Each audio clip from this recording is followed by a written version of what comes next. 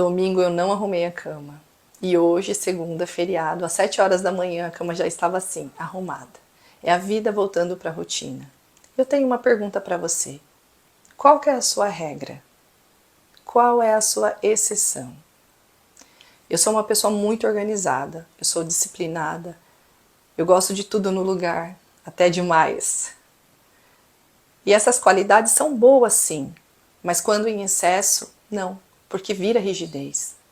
Tudo que é demais, mesmo as coisas boas, aprisiona a mente, que aprisiona o corpo, enquanto não vê o fim das tarefas. E daí eu ficava fazendo, resolvendo, limpando, adiantando as coisas que nunca terminavam. E chegava à noite, como é que eu estava depois de ter corrido o dia inteiro? Exausta. Só o pó. E com o corpo cansado desse jeito, como que ficava o meu humor? Péssimo. Vivia mal-humorada, irritada, só dava patada nos outros. E essa era a minha versão da pessoa que nunca parava, que vivia cansada, que não tinha vaidade, que usava sempre as mesmas roupas, que quase não se cuidava, que não tinha libido. E como que ia ter libido se eu vivia sem energia? A pergunta é: por que eu vivia sem energia? Por que eu vivia sem alegria de vida? Porque eu fazia demais e esse era o ponto do meu desequilíbrio. Eu fazia demais, trabalhava demais e descansava pouco, o mínimo. E por que eu fazia tanto e descansava pouco? Porque eu estava envolvida num loop de pensamentos que me deixava rígida de pensamentos, rígidas de escolhas, rígidas de ações.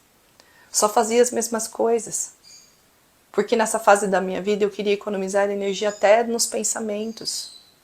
Porque pensar, refletir demanda energia, gasta energia. E como eu vivia no modo de economia de energia, eu seguia no automático. Mas o automático era aquele que me mandava fazer, resolver, limpar incansavelmente. E eu era muito louca, eu não gostava de deixar nada para trás. Se ficava alguma coisa para trás, nossa, tirava a minha paz.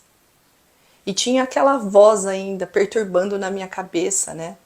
Que era mais fácil levantar da cama e resolver do que ficar negociando e ouvindo aquela voz.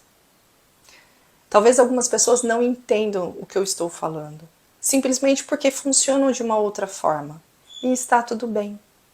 Melhor para você que não vive nessa prisão mental e que desgasta tanto o corpo.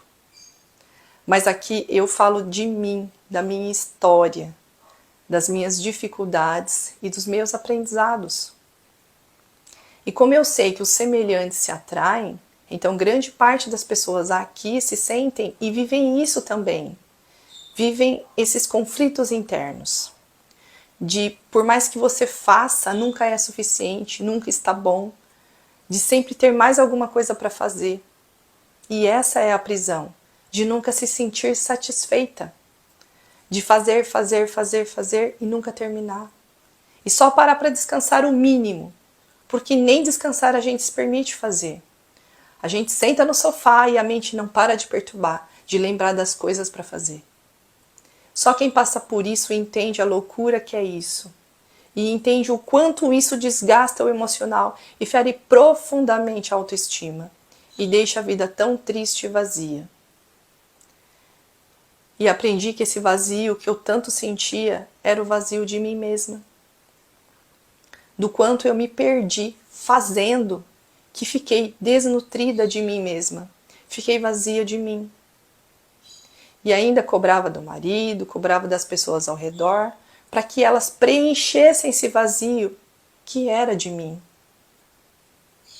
Por isso, por mais que as pessoas fizessem coisas por mim, também não era o suficiente. Porque era falta de mim e não dos outros. As coisas começaram a mudar quando eu olhei para tudo isso. E doeu muito enxergar o quanto eu não era prioridade na minha própria vida. A mudança foi de uma hora para outra? Não.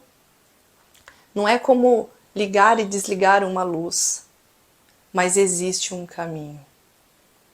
que só precisa começar a ser trilhado com o primeiro passo, com deixar de fazer uma coisa, de aprender a fechar os olhos para uma coisa, de deixar para trás uma única coisa e ouvir um pouco menos a voz da exigência, da crítica, senão a gente vai ficar louca e doente. Equilíbrio sempre. Não foi à toa que eu fui estudar medicina chinesa. Foi para aplicar isso na minha própria vida e me tornar melhor para mim. Porque eu já me desrespeitei demais, já me agredi demais. E agora eu me trato com mais amor e respeito. Eu sei que eu tenho valor e desejo isso para você também.